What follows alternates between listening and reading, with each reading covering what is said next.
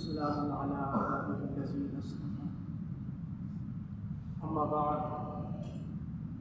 فأعوذ بالله من الشيطان الرجيم بسم الله الرحمن الرحيم لقد كان لكم في رسول الله أسوة حسنة لمن كان يرجو الله واليوم الآخر وذكر الله كثيرا. وروي عن النبي صلى الله عليه وسلم أنه قال إنما بعثت لأتمم مكارم الأخلاق. آمنت بالله صدق الله العظيم وصدق رسوله النبي الكريم ونحن على ذلك من الشاهدين والشاكرين والحمد لله رب العالمين. معزز سامعین کرام، السلام علیکم ورحمۃ اللہ وبرکاتہ۔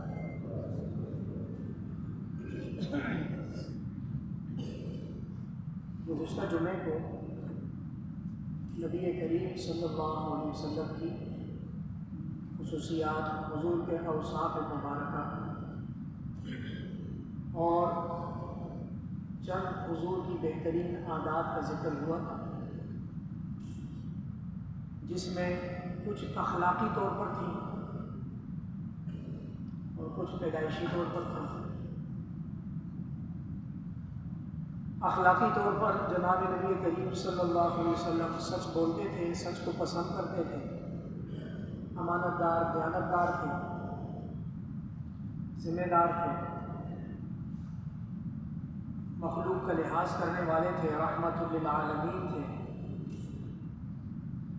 اور پیدائشی طور پر جو حضور کی خصوصیات تھیں، ان میں حضور صلی اللہ علیہ وسلم کا قد مبارک، حضور صلی اللہ علیہ وسلم کا جسد اطہر مبارک، حضور صلی اللہ علیہ وسلم کا چہرہ مبارک،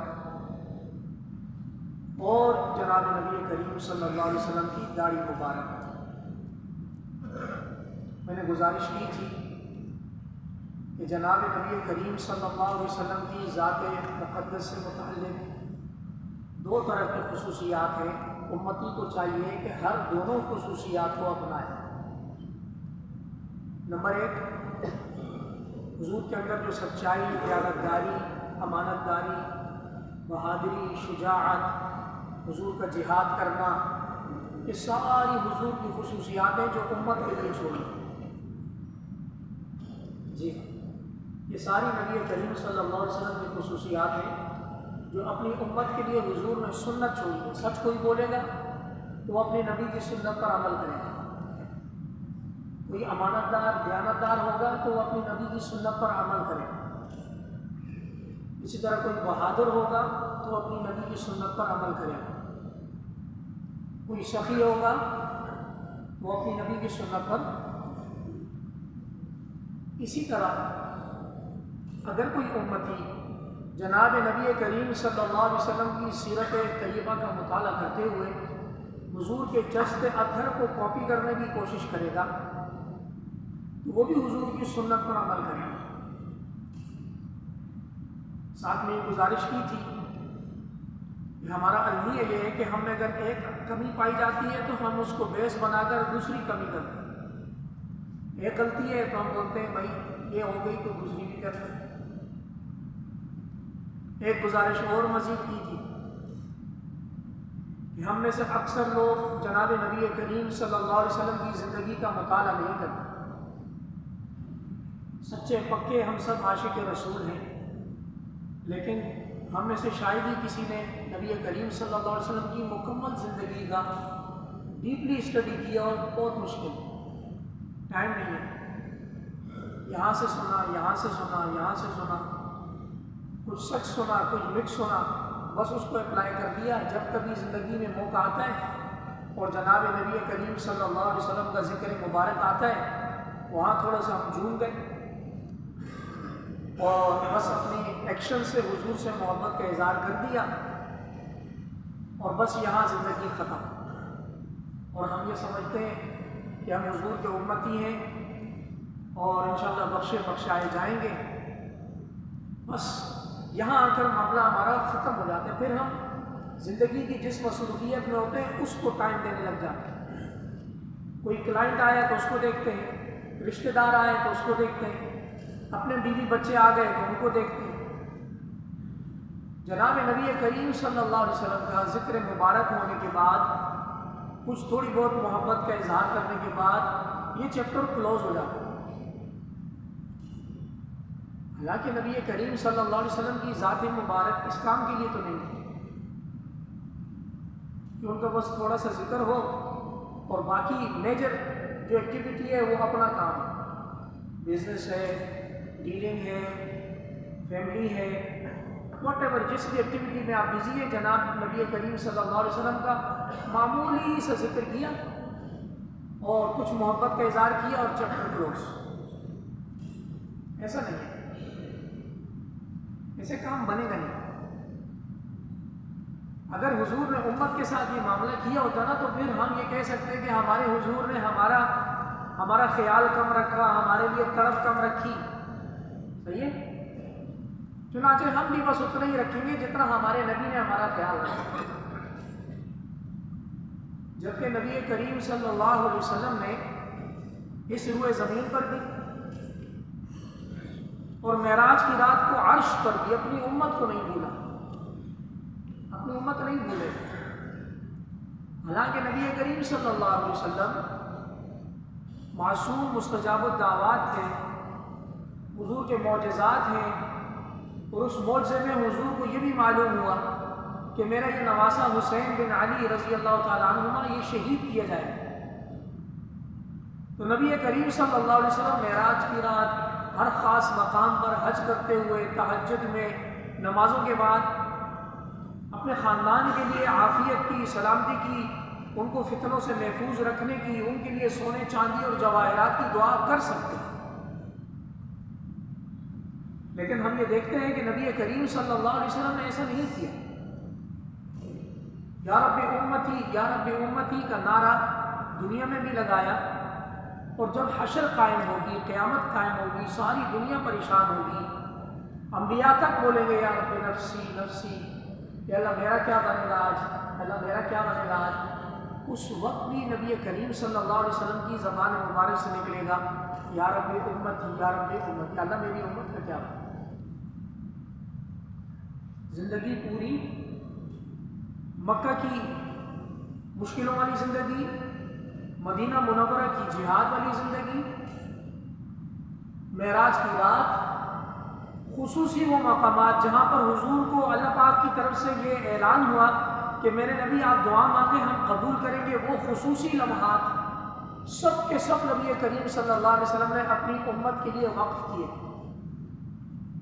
میری امت ہلاک نہ ہو، حضور کی دعائیں ہیں۔ مدینہ منورہ میں ایک مسجد اجابہ، مسجد بنو معاویہ بھی اس کا نام ہے، آج بھی وہ قائم ہے۔ حضور نے وہاں 3 دعائیں کی۔ جب حضور صلی اللہ علیہ وسلم کو اللہ کی طرف سے اسپیشل ریلیف ملتا، اللہ کی طرف سے اعلان ہوتا کہ میرے نبی آپ دعا مانگیں ہم آپ کی دعا سنیں گے، تو حضور پوری امت کے لیے دعا کرتے۔ دوسرے الفاظ میں، آسان الفاظ میں، نبی کریم صلی اللہ علیہ وسلم نے اپنی امت کو اپنی دعاؤں میں ٹچ میں نہیں رکھا، بلکہ 100% اپنی امت کو یاد رکھا، یہاں تک کہ رحمت کے معاملے میں، نرمی کے معاملے میں ایسے ایسے حضور کے واقعات تاریخ میں اور سیرت میں محفوظ ہیں کہ عام آدمی تصور نہیں کر سکتا۔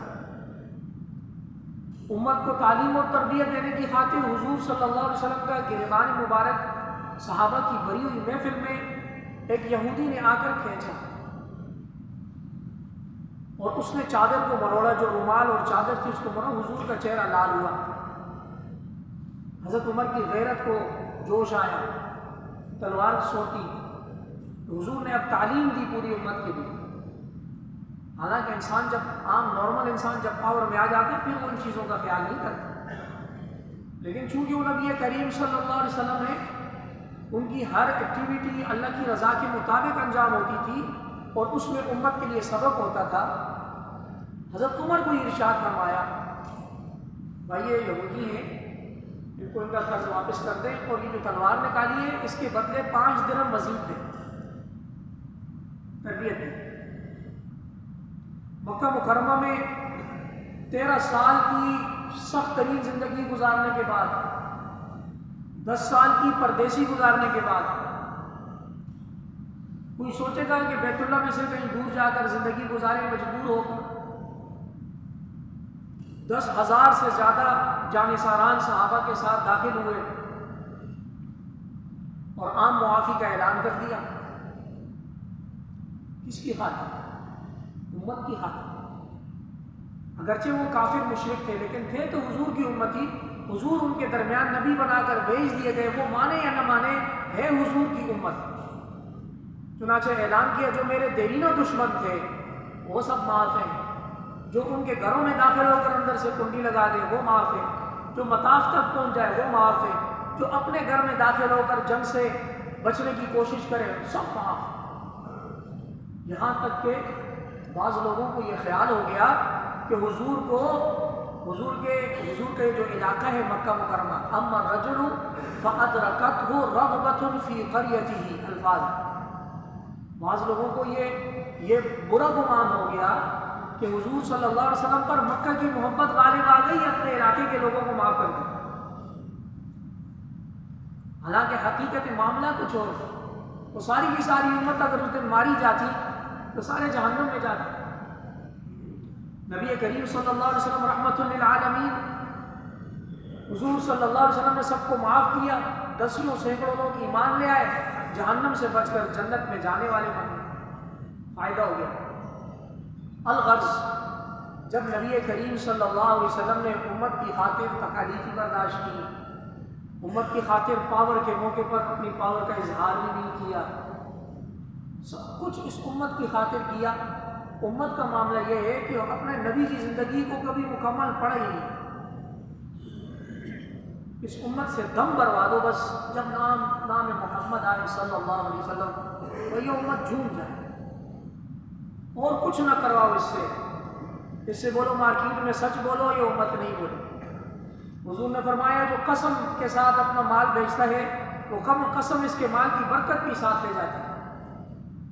یہ اپنے مال کی اہمیت جتانے کے لیے قسم بھی اٹھائے، کیا کچھ نہیں کرے گا امتی، اور آخر میں پھر بولے گا ہم تو سرکار کی امت میں سے سب۔ یاد رکھیں، اسہارٹ کرنا مقصد نہیں ہے، دل شکنی مقصد نہیں ہے، لیکن اس نبی نے جتنا ہمارا خیال کرا، کم از کم کچھ کر کے تو دکھائیں حضور کے۔ یہ بات بھی سچ ہے کہ جناب نبی کریم صلی اللہ علیہ وسلم کی شفاعت کے علاوہ ہماری مغفرت کا کوئی خاص سامان نہیں ہے، یہ بھی ذہن میں رکھیں کہ نبی کریم صلی اللہ علیہ وسلم کی روز محشر میں اپنی امت کے گناہ گاروں کے لیے شفاعت ہوگی، اور اس امت کے گناہ گار حضور کی شفاعت پر بخشے جائیں گے۔ شفاعتی لأہل الکبائر من امتی، او کما قال علیہ الصلوۃ والسلام، میری شفاعت میری امت کے کبیرہ گناہ کرنے والوں کے لیے ہوگی۔ یہ ایک آسرا ہے ہمیں، ایک امید کی کرن ہے کہ روز محشر اللہ رب العزت اپنے نبی کریم صلی اللہ علیہ وسلم کے واسطے سے ہم پر رحم کرے۔ لیکن کیا اس کا یہ مطلب ہے کہ اپنے نبی کو بھول جائیں یا اپنی نبی کی زندگی کو اہمیت ہی نہ دیں؟ اپنی زندگی میں مصروفیت کا دعویٰ کر کے، رزق حلال کمانے کا دعویٰ کر کے، یا دکھلا کے کہ ہم بہت بزی ہیں، اپنی نبی کی زندگی سے دور ہوتے چلے جائیں، یہاں تک کہ ہماری زندگی میں یہ مقام آ جائے۔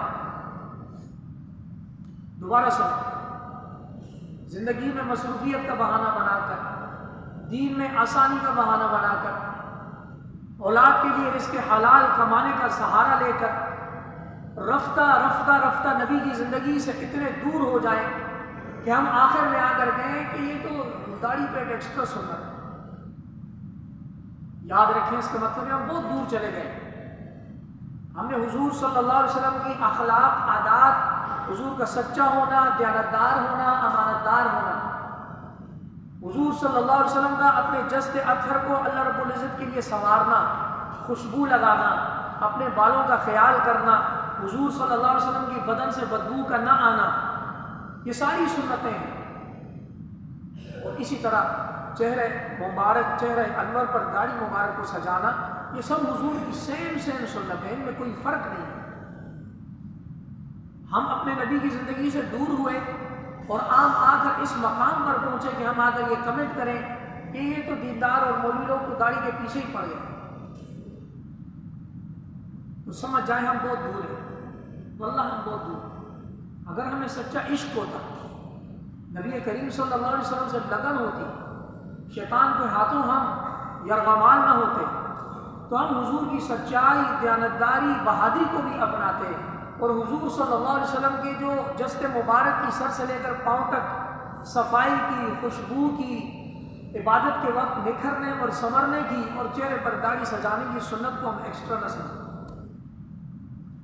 تھوڑا نہیں، بہت کچھ غلط ہو رہا ہے۔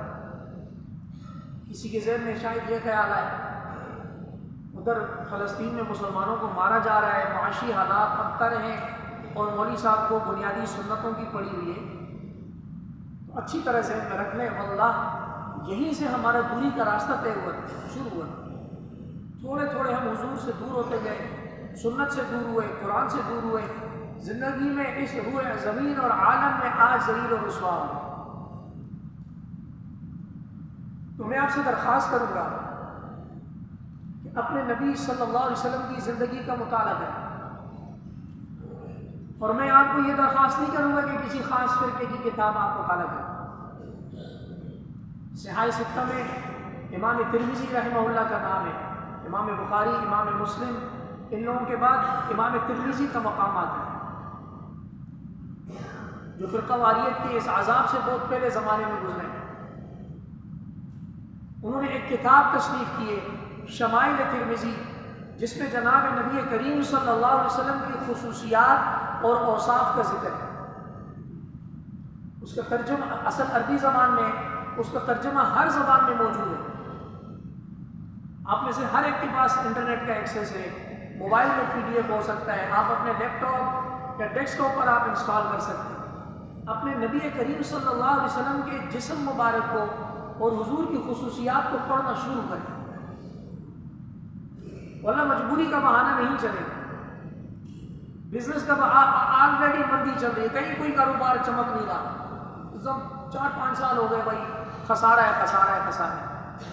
اللہ نے زندہ رکھے ہوئے، اللہ آگے بھی زندہ رکھیں گے انشاءاللہ۔ ایک خسارے کے باوجود آپ اپنا ٹائم حضور کی سیرت کو دے دیں، اور اس نیت کے ساتھ دیں، درود شریف پڑھ کے اللہ سے مانگتے شروع کریں، یا اللہ میں آپ کے محبوب کی زندگی کا مطالعہ شروع کر رہا ہوں، یا اللہ میں آپ کے محبوب کی جو سیرت اور صورت تھی دونوں، دیکھیں ایک کو لے کر نہ چلیں۔ جو لوگ میری طرح صاحب اللحیہ ہیں، جنہوں نے وضع قطع اپنی دین کے مطابق بنانے کی کوشش کی ہے، وہ خاص طور پر، کیونکہ معاشرے میں جب نیک لوگ کو تانا دیا جاتا ہے تو بولتے ہیں منہ پہ داڑھی رکھ کے یہ کام کر رہے ہیں، تانے دینے والے کا یہ تانا غلط ہے۔ کسی کی غلطی ہو تو اس کی غلطی کو نومینیٹ کریں، اس کی غلطی کو انڈیکیٹ کریں، بھائی یہ آپ کا جھوٹ بولنا غلط ہے۔ اس کے ساتھ یہ بات ذکر کرنا کہ داڑھی رکھ کے جھوٹ بولتے ہیں، اس کی داڑھی کی حقارت کرنا یہ صحیح بات نہیں۔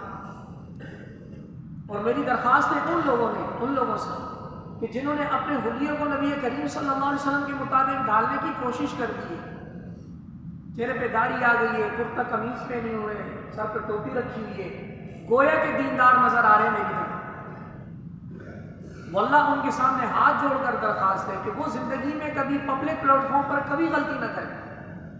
معاشرہ انصاف نہیں کرتا، وہ آپ کی غلطی کے ساتھ آپ کی جو یہ وضع قطع ہے، آپ کو جو تھیم ہے، دینی تھیم، وہ اس کو ٹارگٹ بنا دے کہ یہ رکھ کر یہ کام کیا، سر کے پگڑی رکھ کر یہ کام کیا، پہلی صف میں نماز پڑھ کے یہ کام کیا، چہرے پہ داڑھی رکھ کے یہ کام کیا۔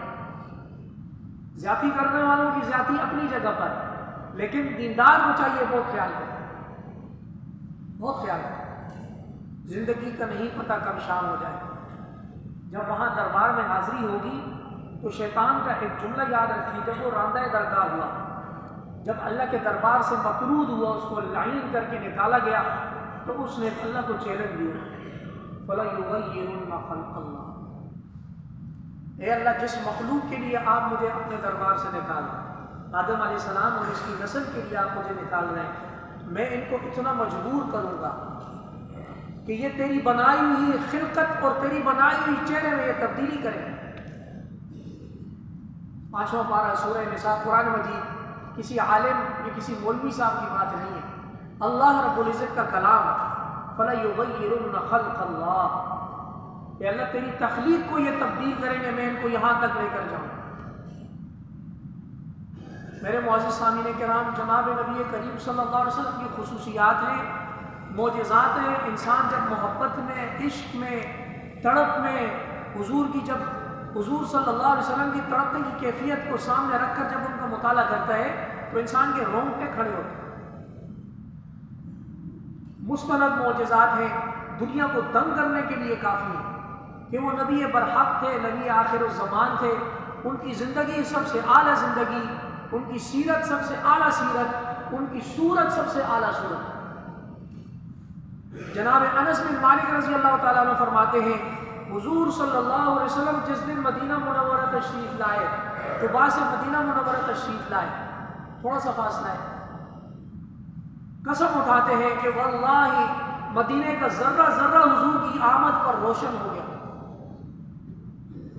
اور پھر انس بن مالک روایت کرتے ہیں کہ جس دن نبی کریم صلی اللہ علیہ وسلم دنیا سے رخصت ہوئے، واللہ مدینہ کا ذرہ ذرہ مرجھا کر تکلیف میں اور غم میں کھد چکا تھا۔ تو ہمارے نبی کی جو زندگی ہے وہ صرف انسانوں تک محدود نہیں ہے، ہمارے نبی جنات کے بھی نبی ہیں، ہمارے نبی زندہ چیزوں میں سے جتنی اشیاء ہیں سب کے نبی ہیں۔ جناب نبی کریم صلی اللہ علیہ وسلم کی بڑی اعلیٰ عمدہ صفات، حضور کے بڑے اعلیٰ معجزات، مستند معجزات، چند کا ذکر کر کے میں اپنی بات کو ختم کرتا ہوں۔ اور میرے پچھلے جمعے کی بات کا منشا بھی یہ تھا کہ ہم اپنی نبی کی زندگی کے قریب آ جائیں۔ میری آج کی بات کا بھی حاصل اور خلاصہ یہ ہے کہ اپنے نبی کریم صلی اللہ علیہ وسلم کی زندگی کے قریب آئیں اور اسٹڈی اور مطالعہ کر کے قریب آئیں، خود مطالعہ شروع کریں۔ ہر زبان میں حضور کی زندگی موجود ہے، لکھی ہوئی، کمی صرف اس امتی کی ہے جو مصروفیت کا بہانہ کرتا ہے اور حضور کی زندگی سے دور ہے۔ قریب آئیں، پڑھتے جائیں، بڑی آسان ہے۔ کہیں کوئی مشکل پیش آئے تو اپنے مستند عالم دین جن پر آپ کو اعتماد ہو، ان سے کسی نماز میں ملاقات کر کے یا فون پر یا واٹس ایپ پر ان سے پوچھ لیں کہ حدیث اور سیرت کے چیپٹر میں یہ ٹاپک آئے، مجھے سمجھ نہیں آ رہا، سمجھا دیں۔ جناب نبی کریم صلی اللہ علیہ وسلم کے بارے میں انس بن مالک کا قول آپ نے سنا۔ ایک اور حضور کا معجزہ آپ کو سناتا ہوں، مسند احمد۔ مدینہ کے پیچھے مضافاتی علاقوں میں ایک بھیڑیے نے بکری اچکلی، اٹھا لی اور بھاگا۔ چرواہے نے دیکھا کہ بھیڑیا بکری لے کر جا رہا ہے، چرواہا سر پٹ اس کے پیچھے دوڑا اور بھیڑیے سے اپنی بکری کو چھڑا لیا زندہ حالت میں۔ سنتا ہے کہ آواز آ رہی ہے، اللہ کے بندے، اللہ نے میرا رزق اس بکری میں رکھا ہے، تو نے اس بکری کو میرے منہ سے کیوں چھینا؟ چرواہے کے الفاظ ہیں، میں حیران ہوا کہ بھیڑیا ہے اور انسان کی طرح میرے سے بات کر رہا ہے۔ مسند احمد کی حدیث سنا تو انہوں نے چرواہے کے منہ سے یہ بات نکلی، عجبی، ہائے تعجب، اتنا زیادہ تعجب ہے کہ بھیڑیا انسان والی باتیں کر رہا ہے۔ ہمارے نبی کریم صلی اللہ علیہ وسلم پورے عالم اور عالم میں جتنی مخلوقات زیرو زندہ ہیں سب کے لیے نبی تھے، معزز تھے، محترم تھے۔ اس بھیڑیے نے کہا کہ اے چرواہے، تو اس بات پر حیران ہوتا ہے کہ میں انسان کی طرح بات کر رہا ہوں؟ اس سے بھی عجیب بات تجھے بتاؤں؟ اس چرواہے نے کہا جی بتاؤ۔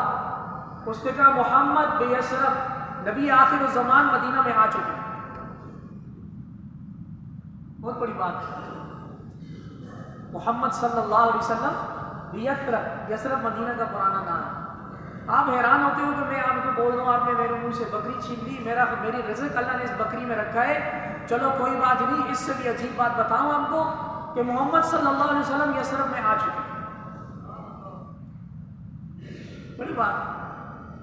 وہ چرواہا بکریوں کو سنبھال کے فوراً مدینہ پہنچا، مسجد نبوی میں حاضر ہوا، حضور صلی اللہ علیہ وسلم کو واقعہ سنایا۔ حضور صلی اللہ علیہ وسلم نے اس کا واقعہ سنا، کہا یہیں بیٹھو۔ حضور نے نماز پڑھائی، نماز پڑھانے کے بعد اس چرواہے کو کھڑا کیا اور بولا، اللہ اور اس کے رسول کو گواہ بنا کر جو سچ بات ہے وہ لوگوں کو بیان کر۔ اس چرواہے نے یہ ساری حدیث مسجد نبوی میں بیان کی۔ تو ہمارے نبی کی بڑی شان ہے، نبی کریم صلی اللہ علیہ وسلم کو اگر ہم انسان نہیں مانیں گے، حضور کی سنت کو ہم نہیں مان کر چلیں گے، تو یاد رکھیں نبی کی شان کوئی اور بیان کریں۔ حضور صلی اللہ علیہ وسلم کا ایک ایسا کھجور کا درخت تھا، اسطوانۃ الجزعہ، اسطوانۃ الحنین، آج بھی ریاض الجنہ میں موجود ہے۔ ممبر کے بالکل قریب حضور اس پر ایسے ٹیک لگا کے صحابہ کرام سے بیان کرتے۔ مدینہ منورہ کی ایک خاتون، ان کا شاید بیٹا ایک کارپینٹر تھے اچھے، انہوں نے کہا حضور آپ کھڑے ہو کر بیان کرتے ہیں، ہم آپ کے لیے ممبر بنا دیں۔ حضور نے فرمایا بنا دیں، اگر بنانا ہے۔ بنایا تو وہ حضور نے اس ممبر پر کھڑے ہو کر بیان کیا۔ تو بیان جب ہونے لگا، آواز نصیحت جب ہونے لگی، تو مسجد نبوی کے اندر سے بچے کی بلک کر رونے کی آواز آنے لگی۔ سنتے جائیں۔ اور وہ جو کھجور کا تنا تھا وہ سوکھا ہوا تھا، ہرا نہیں تھا، سوکھے ہوئے تنے کے ساتھ حضور کھڑے ہوتے۔ کسی نے کان لگا کے سنا تو مسجد نبوی کے اندر اس تنے سے چھوٹے بچے کی طرح بلک بلک کر رونے کی آواز آ رہی تھی کہ حضور میرے سے دور ہو گئے۔ محمد صلی اللہ علیہ وسلم، حضور میرے سے دور ہو گئے۔ حضور نے سنا تو حضور سمجھ گئے کہ یہ جو ہے یہ جو ستون ہے اس سے میری جدائی برداشت نہیں ہے، اس نے رونا شروع کر دیا۔ نبی کریم صلی اللہ علیہ وسلم نے اس کو سینے سے لگایا، اس کو تسلی کا سامان دیا، وہیں مسجد نبی میں گڑھا کھودا، اس کی قبر مبارک کھودی گئی اور وہیں دفن کیے گئے اس کو۔ اور اس جگہ پر جو پلر بنا گیا ریاض الجنہ میں، اس کو اسطوانۃ الحنین کہتے ہیں، آج بھی موجود ہے۔ حضور کے ممبر کے قریب ترین پلر وہی ہے۔